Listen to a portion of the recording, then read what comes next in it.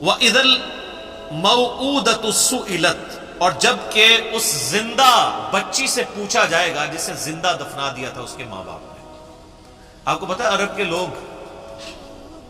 بچی کی پیدائش سے وہ نفرت کرتے تھے، اور آج تک یعنی ہمارے سب کانٹیننٹ کے معاشرے میں وہ فرسودہ نظریات چل رہے ہیں، حتیٰ کہ مسلمانوں کے ہاں بھی چلتے ہیں، ہندوؤں کے ہاں تو بہت زیادہ ہے۔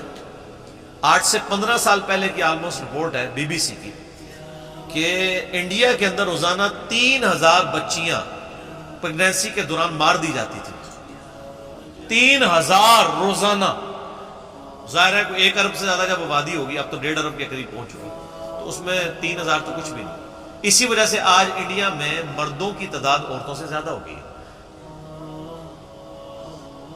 3000 بچی، آج بھی وہی چیزیں چل رہی ہیں۔ اور ہمارے بھی سب کانٹیننٹ کے معاشرے میں، آپ پنجاب کے معاشرے میں تو بالخصوص دیکھ لیں کہ بچی کی پیدائش کو ایک نٹوریس چیز سمجھا جاتا ہے، ماں کے حق میں بھی اور اولاد کے یعنی اعتبار سے باپ کے حق میں بھی۔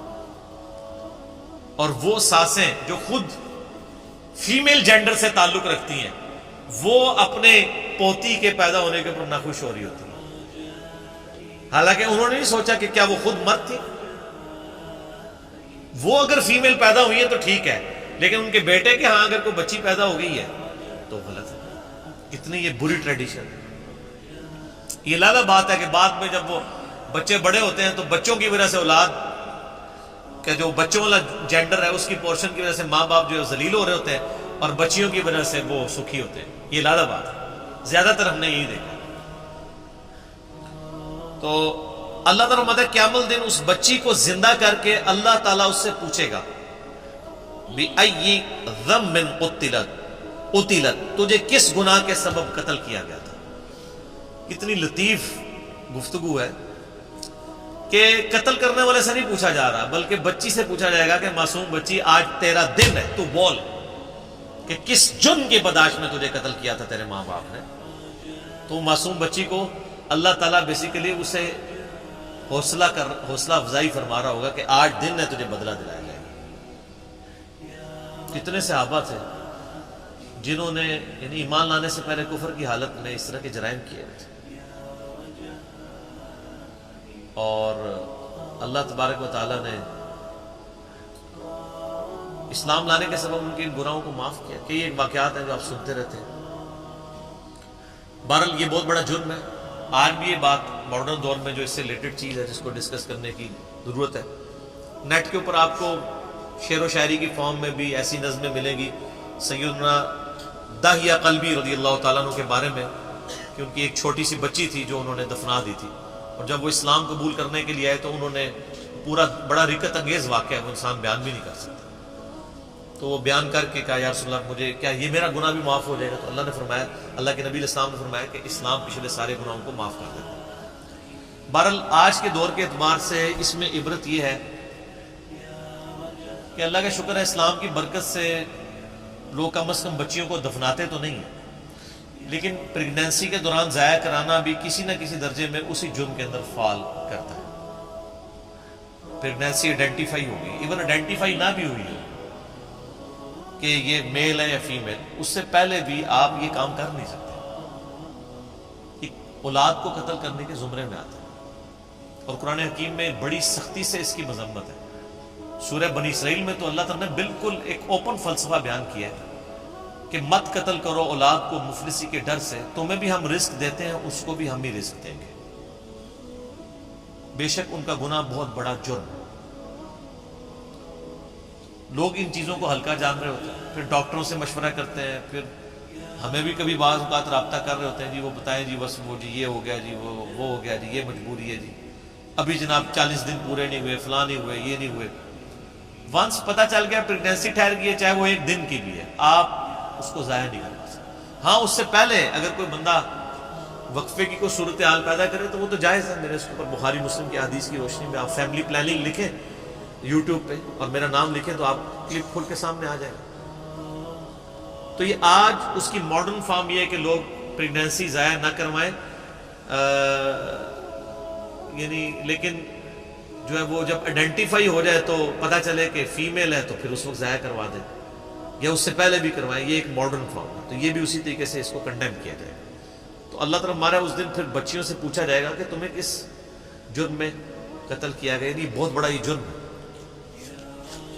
ابھی کچھ عرصہ پہلے انہوں نے مکے سے وہ آلموسٹ ابھی بھی وہ قبرستان پہاڑی کے اوپر، میں نے وہ دیکھا ہوا ہے قبرستان مکے کے اندر موجود ہے، جہاں پہ وہ بچیوں کو زندہ درگور کیا کرتے ہیں۔ اب چونکہ مسجد حرام کی توسیع ہو چکی ہے، لہذا وہ تقریباً آلموسٹ مسجد حرام کے قریب ہی، اگر آپ وہ باب الفاد والی سائڈ سے باہر نکلیں تو وہ پہاڑی پہ وہ اس قبرستان کی باقیات موجود ہیں جو انہوں نے مخصوص کیا ہوا تھا، جہاں پہ بچیوں کو زندہ دفن کیا کرتے تھے۔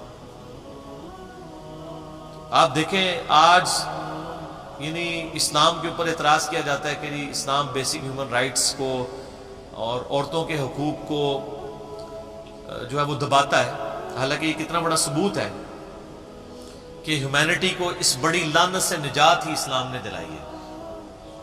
آج بھی آپ دیکھ لیں، جو اسلام نے عورتوں کو عزت دی ہے کسی اور معاشرے نے نہیں دی۔ اس لیے آپ دیکھیں جب غیر مسلم عورتیں مسلمان ہوتی ہیں، آپ ان کے انٹرویو سنیں تو وہ آپ پتہ ہے اس وقت جو غیر مسلم مسلمان ہو رہے ہیں نا، ان میں 67% عورتیں ہیں اور 33% جو ہیں وہ مرد ہیں۔ عورتیں کہتی ہیں ہم سیکیور فیل کر رہی ہیں، ہمیں تو اسلام میں آ کے پتہ چلا ہے کہ عورت کی عزت ہی اسلام میں۔ وہاں گورے تو مطلب جو گوروں کے ملک میں تو گوریاں تو ترس جاتی ہیں کہ ان کو کوئی مخلص خاوند ملے، اور یہاں پہ مل جاتا ہے اسلام کی وجہ سے۔ خاوند کیا غلام مل جاتا ہے کتنی عزت ہے۔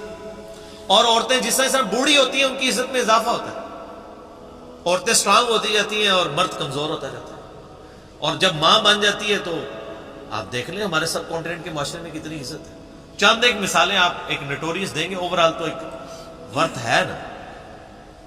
اسی لیے یعنی جو غیر مسلم عورتیں مسلمان ہوتی ہیں وہ اسی چیزوں کو اپریشیٹ کرتی ہیں۔ آپ مسلمان عورت کو پوری زندگی اس پہ قائل کرتے ہیں کہ وہ نقاب کرے، اور غیر مسلم عورت مسلمان ہوتے ہی حجاب شروع کر دیتی ہے، اور آپ ان کے انٹرویو سنیں، وہ آپ کو خود بی بی سی انٹرویو کر چکی ہے، ان سے CNN پہ آئے ہوئے ہیں، وہ کہتا ہے انہوں نے ڈیفینڈ کیا پورا نقاب کر کے عورتیں بیٹھی ہیں، اور کوئی جاہل عورتیں نہیں، پڑھی لکھی عورتیں۔ بلکہ آپ یوٹیوب پہ ایک ڈیبیٹ ہے، غالباً ایک فرانس میں ایک میکینیکل انجینئر تھی، وہ عورت جو مسلمان ہوئی اس نے پورا کالا نقاب اور پورا برقع کیا، اور دوسری طرف انہوں نے ایک مسلمان ملک کی ایک بال کھول کے مسلمان عورت بٹھائی ہوئی تھی، اور ڈیبیٹ یہ ہو رہی تھی کہ برقع ضروری ہے کہ نہیں۔ وہ غیر مسلم مسلمان ہونے والی برقعے کو ڈیفینڈ کر رہی تھی، اور جو پیدائشی مسلمان ہیں کچھ بھی ہے تیرے محبوب کی امت سے ہیں، وہ کہہ رہی تھی یہ ضروری نہیں ہے۔ تو پھر اس عورت نے جو نیو مسلم تھی، اس نے جو دلائل دیے، یوٹیوب کے اوپر یہ ڈیبیٹ پڑی ہوئی آپ دیکھ لیں، تو اس نے کہا میں نے تو اسلام میں آ کے اسلام کی خوبصورتی دیکھی ہے کہ عورت کی عزت ہے، ورنہ ہم جب اس طرح پھرتی تھی تو ہمیں ہر کوئی کموڈٹی کے طور پہ دیکھتا تھا۔ آج ہم نے نقاب کیا ہوتا ہے تو کم از کم ہمیں ایک کموڈٹی کے طور پہ تو پیش نہیں کیا جاتا۔ اسلام کے اندر عزت ہے ایک عورت کی۔ تو قیامت والے دن اللہ تعالیٰ پھر اس بچی سے پوچھے گا جسے دفنا دیا گیا تھا زندہ یا قتل کر دیا گیا تھا،